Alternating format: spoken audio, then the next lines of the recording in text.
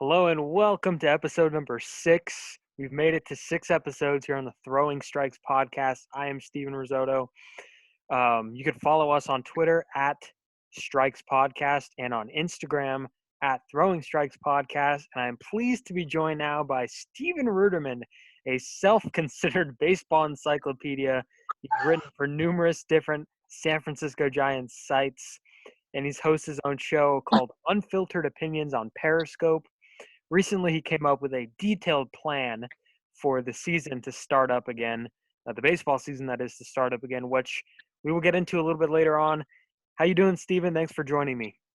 Doing okay. I'm a little stressed out with the latest news in terms of the war of millionaires versus billionaires, but other than that, I'm okay. How about you? I'm doing well. Same boat. I miss the game. I miss baseball, and obviously no baseball right now. What have you done to pass the time? I know for a lot of us, baseball is a huge part in our lives. What have you done to pass the time with no baseball? Well, Stephen, and I'm being honest with you, baseball is not a part of my life. Baseball is my life, and it's been very hard for me mentally not to have baseball because I've never had a summer without baseball, and I'm just, you know, getting up, doing Periscope, playing guitar, getting exercise, and pushing a plan I have for the baseball season and hoping for a baseball season. So, just for some people that aren't familiar with your work, explain to the viewers and the listeners um, what got you into baseball and how did your love for the game evolve through the years? Well, the first game I ever watched was June 4th, 2001, when the Giants beat the Padres 3-1. My dad just got me into it. Um, it's, I was 6, about to turn 7, and then August 14th, 2001 was like when I really got into it. Okay, so I'm 7 years old, so bear with me when I tell you this story. My dad predicted Barry Bonds is up with the bases loaded, and my dad predicts Bonds is going to hit a grand slam, and he does, and he hits it into the water against the Marlins. And I'm like, I'm 7. Dad, how did you know he was going to do that? And it was just one of those cool moments that got me into the game. And then I really became a diehard fan when the Giants came back to beat the Dodgers in the wild card race in 2002 and went to the World Series. And really, since the end of 2002, baseball, people can joke that baseball's their life. But no, in all honesty, for someone like me who, I don't want to get personal here, but I've suffered from depression. Baseball is my life. I truly love the game. It's my religion. It's what keeps me grounded through good and bad times. And not having a season, Stephen, is incredibly, incredibly tough.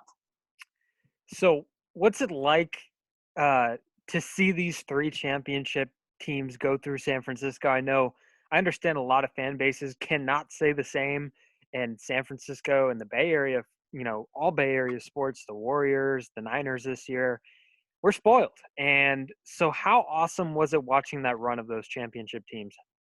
It's weird. The first championship was incredible, but the other two just caught me off guard because I was so used to the Giants losing in the 2000s. 6 straight years of not going to the playoffs, so 4 through 09, and then suddenly they won 3 championships in 5 years. It kind of catches you off guard, in all honesty. It's like, how do you grasp it? I'm not used to winning like this. So that's how I would say I felt. So, in terms of the Giants in 2020, before the shutdown, before all of this happened, what were the expectations for this team moving forward? I know a lot of experts and people around the team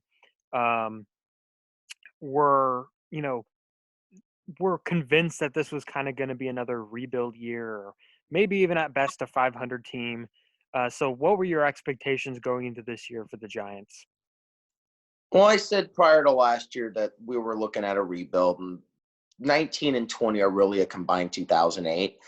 This year was a rebuild, and I don't know, maybe I threw it away, but I wrote down official predictions record-wise, and I said 69 and 93. The one good thing is we have a good farm system, and if we do have a season this year, which knock on wood, I still think we'll have, I would say 73% chance. Just pulling that random number out. that the fact that the Giants farm system is really good and they'll be using some of those guys like Bart, Ramos, Hunter Bishop, I think could bode well for them. Plus, limited amount of games and a 14-team playoff field. I could see the Giants being a dark horse this year. I wouldn't predict it, but I could see it happening. So before we get into your plan, I understand that you kind of have a knack for schedules.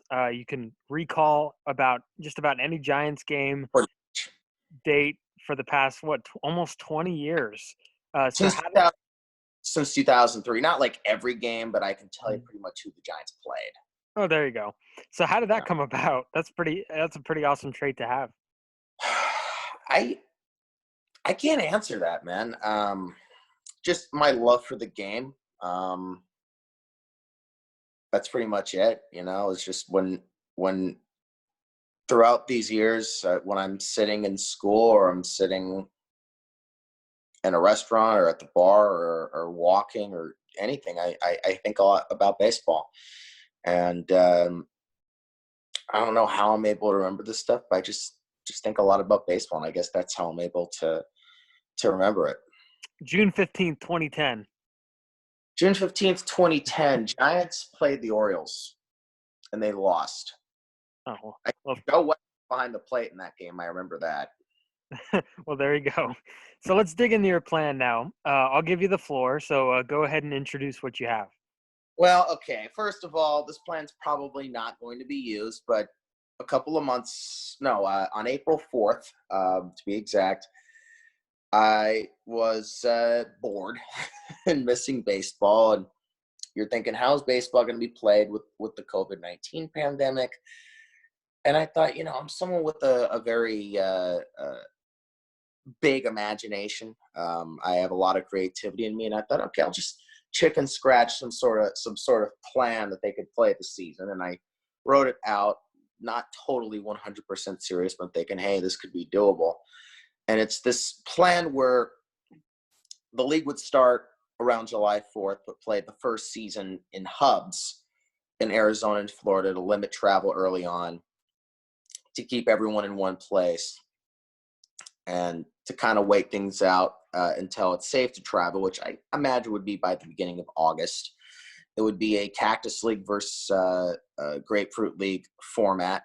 Instead of National League and American League this year, you would have the Cactus League Division Series, the Cactus League Championship Series, and the Cactus League and Grapefruit League pennant winners meet in the World Series. I would set up – you would have to shift some teams around to make sure teams are playing every day when they're in the hubs.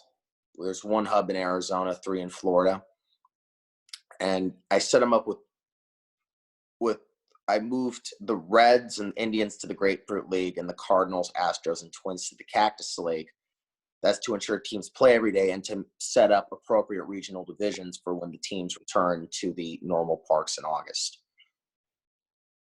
The hubs would be a hub in Phoenix, of course, where everyone was within 45 minutes of each other. A hub that extends from Port St. Lucie through Jupiter and West Palm Beach. 2 hubs that run through St. Petersburg. The Rays would play at the Trop. Blue Jays would play in Dunedin. And the Braves and the Marlins would decide which team plays in Clearwater and which plays at Steinbrenner Field in Tampa. And then in another hub, which features the Pirates, Reds, Indians, and Tigers, one of those teams would split the Trop with the Rays. Another would play at Al Lang Stadium down the street from the Trop, which until 2008 was the spring facility for the Rays. The Pirates would play in Bradenton and have the Reds play in Sarasota, which was their spring training facility before they moved to the Cactus League in 2010.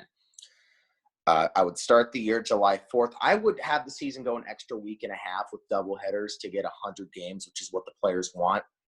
World Series then should end no later than November 9th. But I feel like this would be the safest way to start the year because really the first about through the beginning of August, you're going to kind of have to play the season in a bubble. And when you're in Arizona and Florida in July, there's not going to be much incentive to leave your hotel.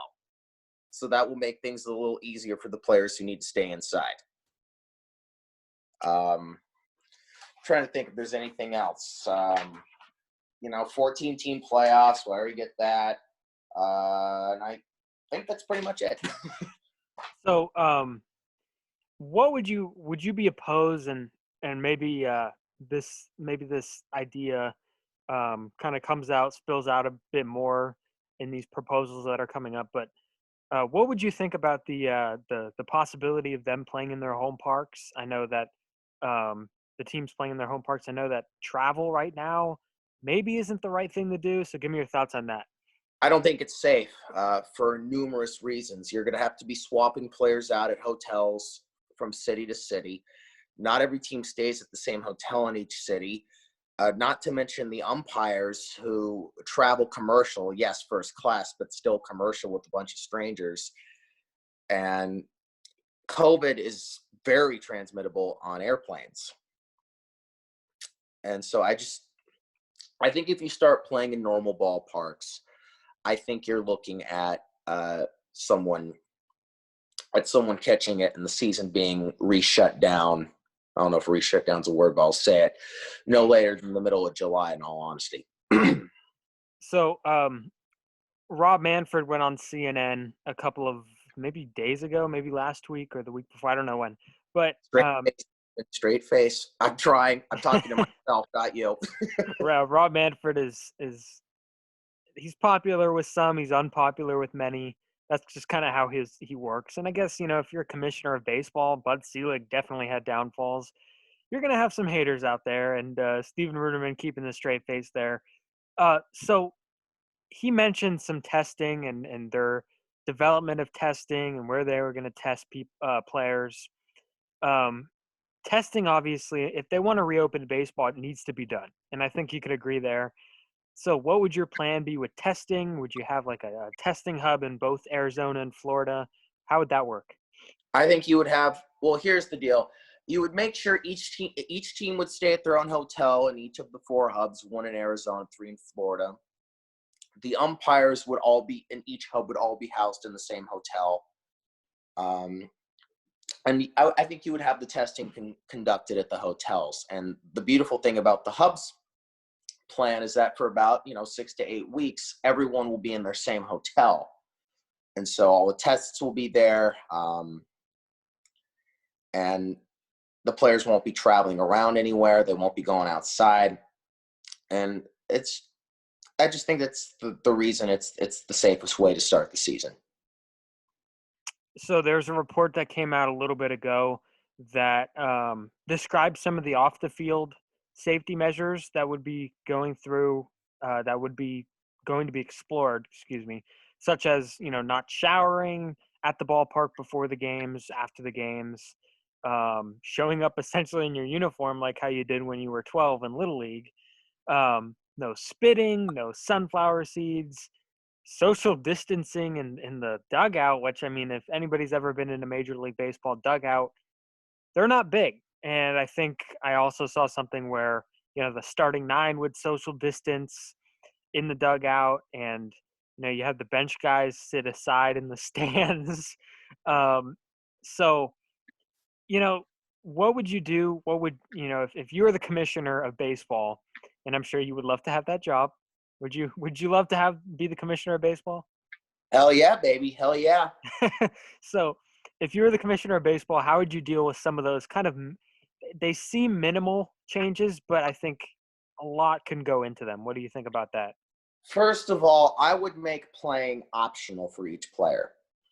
And I would make it that if a player chooses not to play, they can still get somewhat of a salary and still get some service time. And give them the option that if they want to come back, they have to come back no later than September 1st. I would honestly not let players who have a pre-existing health condition that would make them a higher risk play. So like Trey Mancini with the Orioles, who was diagnosed with Mancini, I think Nell has like a lung issue. John Lester and Anthony Rizzo, who've had chemotherapy. If I'm the commissioner, I would say, guys, I'm giving you your salary, but I just, I want you guys to sit out the season and be ready to go next year. I think some of the stuff is a little overboard that they're doing. I think, I think I'm okay with dressing at the hotel. The problem, because that's how you did it in Little League. The problem is when he did this in Little League, it was before puberty, and you didn't smell horrible after each game. Um, and that is going to be a problem if you're on a bus with a bunch of guys who haven't showered. What That's going to be interesting. I think players should still be allowed to use the pools in the clubhouse, but just do it with limited amount of people at a time. I think even showering can be done with a limited amount of people. Mm-hmm. And plus, if a situation comes about where, say, they do travel from city to city, say if it's a getaway day and you're gonna have them not shower. So what? How is that? That's crazy to me. That's a huge. And see, this is where starting in hubs comes in handy, where you're going to be at the same hotel for a month and a half, so you don't have to worry about getting on the road, or you got all the time in the world. You're not going to leave your hotel, so you pretty much got all the time in the world between the end of the game and when you go back to the hotel. So it's so interesting. There was even more that I looked at. Social distancing in the and I know you're a big umpire guy. Social distancing in the dugout, that would mean that the catcher and the umpire would have different relations there. So, I heard maybe we see the automated strike zone, but that's I think that's still a years away. But maybe a situation where they stand behind the mound and call balls and strikes. I think they'll stand behind I think you'll just have the home plate umpire wearing an N95 mask, and maybe gloves on their hands. The one thing that would probably have to change in terms of the umpire-catcher relationship, probably not permanently, but for at least the beginning of the season, would be for some umpires like Doug Eddings and the late, great Eric Cooper, who sadly passed away at the end of last year, they already most umpires on a foul ball or a ball in the dirt, and on a ball in the dirt, they always take out the ball. It's been the case since the early 2000s and give a new one. Most umpires will just hand the ball to the catcher. As I mentioned, Eddings and the late, great Eric Cooper, they like to throw it back to the mound. I imagine they'd probably want the umpires to throw the balls back to the mound instead of just handing it to the catcher. So I think that would be the only way that relationship is changed. I would also make it optional for umpires to work this season. You have quite a handful of umpires: Jerry Davis, Joe West, Larry Vanover, Tom Hallion, Phil Cuzzy, and others who Dan DeMuth is retired. Jerry Lane, Mike Winters, who are over 60 years old, and of course it's 65 and older, which Joe West and Jerry Davis are. That is one of the big risk factors. And honestly, Jerry Davis is coming in on his 5,000th game, one of the best umpires of all time, really. He announced he was going to retire at the end of this year. Bomb the league. I'd just say, hey, Jerry, come back next year. Sit this year out. Same with Joe West, who will probably umpire till he's like 80. And I think he does. That's what I would do.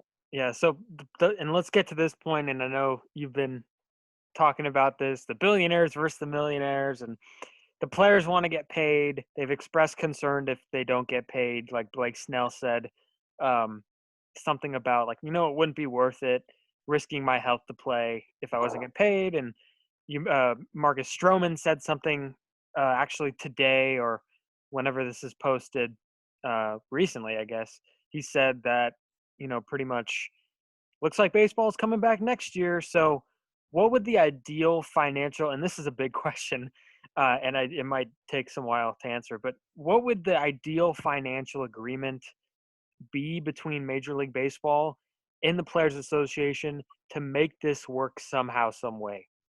Well, the problem here is that the owners already agreed to give the players a prorated salary. Look, I'll be the first to admit that these guys are grossly overpaid and greedy. That these Absolutely. Players, baseball players are paid way too much. Way too much, but but really the billionaire owners are the good guys here. I'm sorry, but you agreed to give the players X amount of money. You can't just take that back. That's negotiating in bad faith. And look, Crystal, maybe you do. I doubt you actually are going to have the losses that you're saying. But even if you did, with the fact that there's been a lot of dishonesty with Manfred and the owners, there's kind of a boy who cried wolf factor, which is hard to believe you, believe them, even if they're telling the truth. And hold on, let me catch my train of thought. Totally forgot what I was going to say. I had a senior moment. What was I going to say? The players. Yeah. There is some language in the deal that could suggest that perhaps they needed to renegotiate if there were no fans in the stands, at least to start the season. But at the same time, I mean, I feel like we would have heard about that at the time. They've offered the players two deals, which are not really good. First being a 50-50 revenue split. The second being the lower you're paid, the more you get.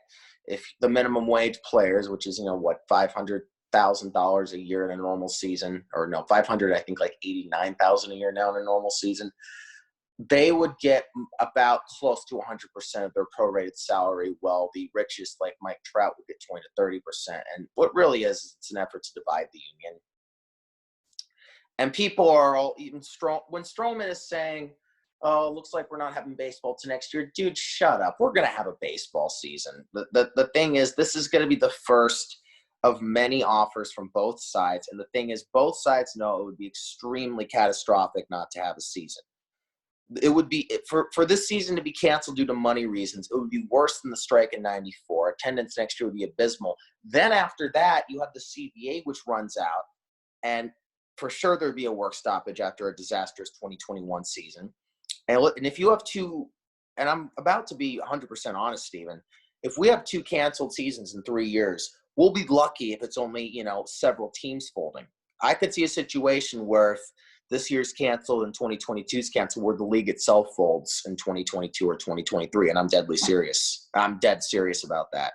And I think both sides know that could happen, and that's going to be an incentive for both sides to get a deal done. If I'm the players, I would say, listen, you guys agreed to give us something. We'll take a 50-50 revenue split, but you got to give us a lot in return. This is where actually I think the players could win some major concessions. And the deal I would make is draft lottery, starting with the 2022 draft, which means after the season ends, starting this upcoming offseason, there would be no more tanking. That would make free agents like Mookie Betts and Marcus Stroman a lot more likely to get paid, because of course it's like, hey, you want to win, spend money now and win now. Change the amount of service time needed for free agency from 6 years to 4 years for guys who make their major league debuts at 25 and younger, 3 years for guys who make their major league debuts at 26 or older. And then maybe give the owners a little something they want, maybe agree to expand the playoffs from 10 to 12. Or I would do is keep the playoff format at 10 teams, but turn the wild card games into a best 2 out of 3. I could see that. And the proposal you're talking about, this just moments ago, we're recording this actually on May 26th. Excuse me. Jeff Passan moments ago tweeted an article out on ESPN.com, and his tweet said, quote, MLB proposed cuts to the highest paid players in baseball and its first economic proposal to the players Tuesday. Players in turn bristled at the proposal. There's a significant gap between what the league offered and what the players want. He went on to say, worth noting, it is the first day of this extremely important week, and this is the first proposal from the league. That said, there's disappointment from the players, and to get anything close to what they want to play, MLB is going to have to move significantly off its proposal. Further detail, the proposed pay cuts, according to a source with knowledge of them, would affect all players, with the highest paid would get the most significant reduction in salary, the possibility of all players having to take a reduction as part of the league's proposal. And John Heyman followed this up as well. John tweeted, quote, exact percentages in Major League Baseball proposal aren't known, but the people involved estimate the best paid stars, so like Trout, Cole, Verlander, Strasburg, he's on there, but Scherzer, etc., might make about 20 to 30% of their full salary over 82 games plus postseason. So for Cole, for instance, that would not be 36 million, but about 9 million. That is a pretty big reduction. So do you have any extra thoughts to go along with that? Well, that's one of the reasons in my plan. The players want closer to 100 games. Mm-hmm. And this is where I think both sides could budge. My plan calls for an extra week and a half on the season, the regular season ending October 7th, a Wednesday instead of Sunday, September 27th, 10 extra days. And with double headers, that would allow for 100 games to be played instead of 82. That's 720 extra games total league-wide, and I think that would possibly make both sides budge a little bit. So these talks and negotiations would carry over. If a deal is made, that would be significant momentum to the CBA. And if a deal is not made and there's still turmoil over this, the CBA could be, like you said earlier, in jeopardy of getting completed. And so how important is it for both sides, MLB and the Players Association, to get on the same page? And you kind of touched on this, in jeopardy of, like, in terms of the future seasons with the CBA. How important is this moment right here, this week? This is one of the most crucial couple of weeks in baseball history. As I said, because if this season's canceled due to money issues, the fallout from that would already be awful. And then to have, 90% chance that the 2022 season will get entirely canceled too. I mean, it would just be so catastrophic. And I think it would honestly, Major League Baseball would be forced to fold. I think it would be that bad. And I think both sides know this. And look, the players really shouldn't have to meet halfway with the owners there. The owners already gave the players, promised the players something. I think the problem here is, Stephen, and I've always said this with professional sports, is they shouldn't be negotiating it amongst themselves. They should be hiring arbitrators. The two sides should hire an arbitrator on each of their behalf, and then two arbitrators agree to a neutral arbitrator.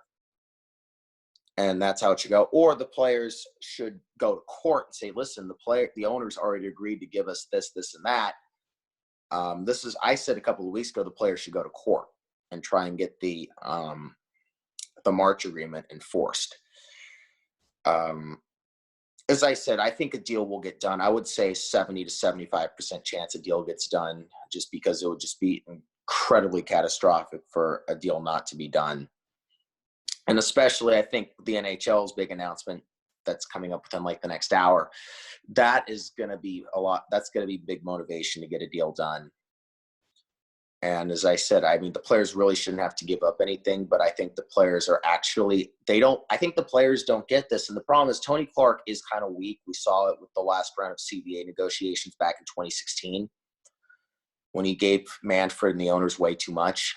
But the players this could be a gold mine for the players, as I said, because they could use this to win some major concessions. Because you can go and say, look, we'll take a 50-50 revenue split, but you got to give us something. And as I said, draft lottery, earlier free agency for young guys, and I mean, let's say you start a draft lottery with the 2022 draft, which means this offseason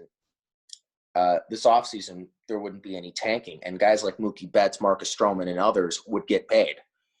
And that would actually be good financial protection for the future for free agents. So you mentioned go on. I don't get why the players aren't screaming for a draft lottery out of this. Mm-hmm. So, yeah, speaking of the draft, this year it's only going to be 5 rounds. What are your thoughts on that? And because me personally, I think this is big. And I look at it more from a standpoint of players that are interested in playing this game at a high level, and Major League Baseball's appeal factor, and how baseball's losing really, really good athletes to sports like the NBA, the NFL. And I think that it might not be the right message to send right now, in my opinion. But I also understand it. I don't know how far scouting got up until the point of when they were, not sent out anymore. So I think at least the first 5 rounds have pretty much been figured out by most teams. So what's your thoughts on the draft? Well, the draft should be longer than 5 rounds, but a lot of baseball's problems stem from the economy. And I have said a lot on, when I talk politics, that the economy never really recovered from 2008. And the league feels this need to make rule changes because attendance hit an all-time high in 07 at 79 million, 78 million a year later in 08. It slipped from 78 million to 73 million in 09. And every year from 09 to 2017, it was 72 to 74 million. And so the league thinks there's some sort of problem. It's not that they're losing fans. It's that the economy went into the can at the end of 2008, and tickets are way too expensive. And honestly, I think the rule changes are making fans. It's one of the biggest reasons. I think that the tanking, and most of all, the price of tickets is one of the biggest reasons attendance is decreasing. In terms of players playing other sports, same thing, the economy. Think about it. All you need to do to learn basketball is you just need to buy a basketball and go to your local basketball court. All you need to do to learn to play football at the beginning is just buy a football and throw it around. With baseball, you have to get several balls. You have to get a glove. You have to get a bat. It costs a lot more money to play baseball when you're a kid. And there's a reason why you don't see a lot of baseball in impoverished neighborhoods. And it's a lot of the players like Brandon Crawford and others. They grew up, the white guys. They grew up kind of lucky because they had parents who could afford that kind of stuff for them. Whereas a lot of African Americans who go and play basketball and football didn't have parents who could buy them that kind of stuff. They couldn't afford it. I think that's one of the biggest issues here. That is a flaw, in my opinion. Baseball is a very expensive sport to play, no doubt. And I almost forgot to mention the fans, because you stated earlier that, baseball's probably going to start the year without fans. And there's a possibility, I was watching, I wasn't watching it, but I saw a picture of the KBO games, and I saw that they were letting some people in, and it was really good social distance. And you mentioned, tickets are expensive, and I think that has something to do with this in terms of people being okay to watch it at home. Because a lot of people feel like, we don't have to spend, $21 on a beer. We don't have to spend $8 on a hot dog. We just want baseball. And that's what a lot of people are feeling right now. And I think whether or not they go to the games or not, they want to see the games. So, they just want the game. They just want baseball back. So how do you think that the fans, and maybe you have it in your plan, how do you think that the fan situation is going to evolve? Do you think they're going to start accepting more and more people in, just a couple thousand, couple hundred? How would that work? Well, the thing is that COVID is so unpredictable. And, I was telling you before we went on the air, the big word I've been thinking about lately just in life with COVID, and, you see all these people saying, oh, there's not going to be a season. Oh, shut up. There's going to be a season. And it's perspective is what I'm thinking. Let's just look at things in perspective. We don't know what the situation is going to look like in August. We don't know what's going to be in October. There could be a second wave that's far worse than this current wave. There could be a second wave that's just as bad. There could be a second wave that's nowhere near as bad. There may not be a second wave. We don't know. We can't predict the future. That's what a lot of the medical experts have said. But I think if things continue to go well, and cases have been somewhat steadily declining, they should be going more, but, we haven't been doing the greatest with social distancing. I think if you start the season in hubs, by the time you return to the normal ballparks, which would be August 7th under my plan, I think you could let stadiums at 5 to 10% capacity, which would be 2,000 to 4,000. You would, of course, close out off the first 10 rows of all sections touching the field. But I think you could definitely have 2,000 to 4,000 fans per game starting at the beginning of August. And perhaps, maybe what's weird, are they going to find a vaccine anytime soon? I don't know. I actually think they could find a vaccine soon. Thing is, it does take a while, but at the same time, they had a vaccine in 5 months back in 2009 for H1N1. These things happen really quickly, and I seriously wouldn't be surprised if they have a vaccine by Labor Day, just because modern technology is just so good. And if you actually get a vaccine, say by September, then you could actually have stadiums back really at full capacity by then. My bet is the vaccine comes more around the holidays, but I would imagine that we'll have fans at some point in the stands. I bet postseason they might be 25, 50% capacity, but I wouldn't expect to see any stadium packed this year. But I think we'll have fans at some sort of capacity starting early in August if all goes well. A couple more things here before we wrap this up. How do you feel about the designated hitter possibly being implemented in the National League? I know there's talk about them trying to plug some things in, and maybe an extra inning thing where they start the extra innings with runner at second. Me personally, I would prefer. I would prefer the designated hitter how it is right now with it kind of split up. I personally like the National League style of baseball. I like the strategy that goes into it. I like the double switching. I like the pinch hitting.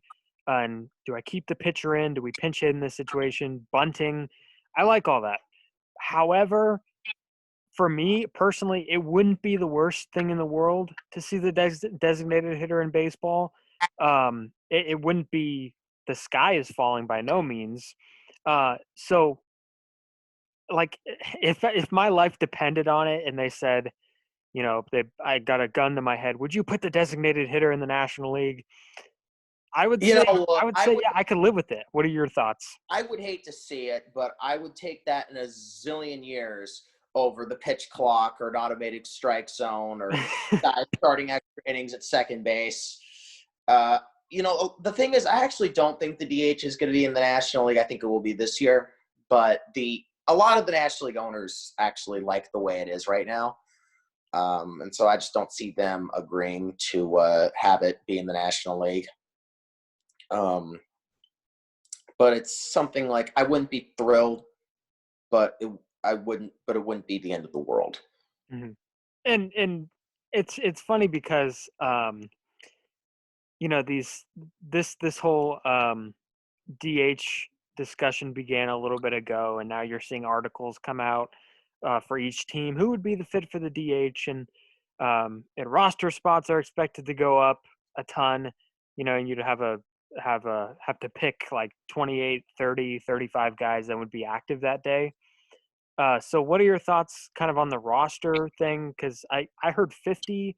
I heard and then you'd submit something before the game or something that would be maybe 26 to 32 people that would be active that day. In minor league baseball, I think at this point, and you might agree with me on this, minor league baseball is a forgotten cause this year. I don't think it's coming back. So you need to get guys like, Luciano, Bart, Ramos, and Bart's, pretty much there. If Buster Posey was not, playing on the Giants, Joey Bart would for sure make the opening day roster. So how do you think that would benefit some of those guys, and like the DH would benefit guys like Pence and Sandoval? What are your thoughts on the roster situation there? I've got a lot to say on this. I think rosters should be at 35 to 40. I think that for this season and this season only, that's the case.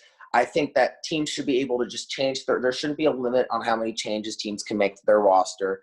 Have like a 50-man roster with a 35 to 40 man active roster, and you can switch guys off the roster every day if you want. But I think that would be the best way to go at it. I think what will be cool about this is I actually think it will speed up a lot of the of course Bart and Ramos we're going to see for sure. It's going to speed up a lot of the development. It's going to speed up the development for a lot of the younger guys. Hunter Bishop probably wasn't going to be ready till late next year, early 2022. Good chance he could be an everyday guy come the start of next year. Marco Luciano wasn't going to be ready till late 22 or early 23. He probably would get some time this year, and perhaps at some point next year he could be an everyday guy.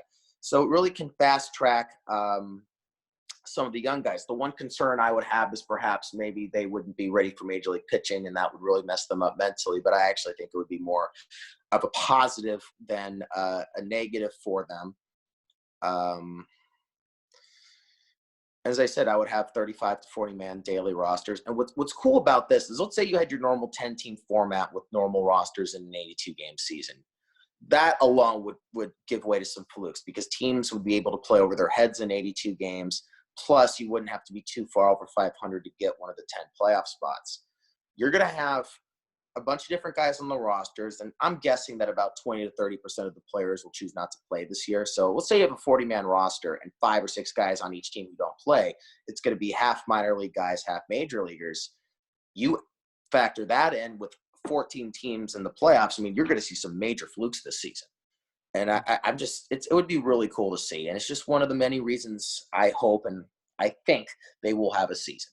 A lot of Cinderella teams. And also for the minor leagues, just to mention real quick, I think maybe if teams put together programs and they all come together and there's some type of, league with minimum funding, they like rent out a stadium or something, and they have like little tournaments or something, you might be able to have something like not corresponding with minor league baseball. Maybe you get minor league baseball involved. I don't know, but something at least with competition.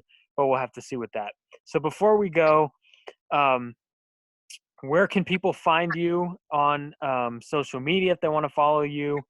So go ahead and plug yourself. Oh dear, I'm talking like an old boomer. Twitter is @SRUnfiltered. Same with Periscope. And you can find me there. And I'm just looking for an outlet to write some articles on because I want to write an article on my plan for the year, on what I think the compromise should be economically. And you can find me at SR Unfiltered. Actually, can I make a thing about the minor leagues? Go for it. Yeah. I think, honestly, by August, you could have a situation where maybe some of the single A leagues, which are, kind of localized, California League, the Florida League, the Carolina League, Pacific Northwest leagues, Midwest League and others, I think could possibly have like a 1 to 2 month season in August and September. I think we'll have the Arizona Fall League for sure.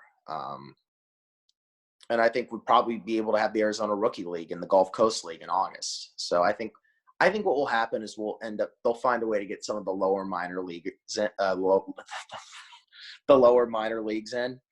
So that's how I'd go at it. But that's my final say. You can find me at SR Unfiltered, and I'm actually going to go on Scope after I get off with you to continue my opinions on the baseball season. So that's where you can find me, folks. SR Unfiltered. Sounds good. Stephen Ruderman, everybody, remember the name. Again, you can follow this podcast on Twitter @Strikes Podcast. You can follow us on Instagram @Throwing Strikes Podcast. And we have a lot more in store for you guys soon. 2 new episodes coming very soon. So check those out as well. Stephen Rissotto again signing off for Stephen Ruderman. Thank you for listening and have a great day.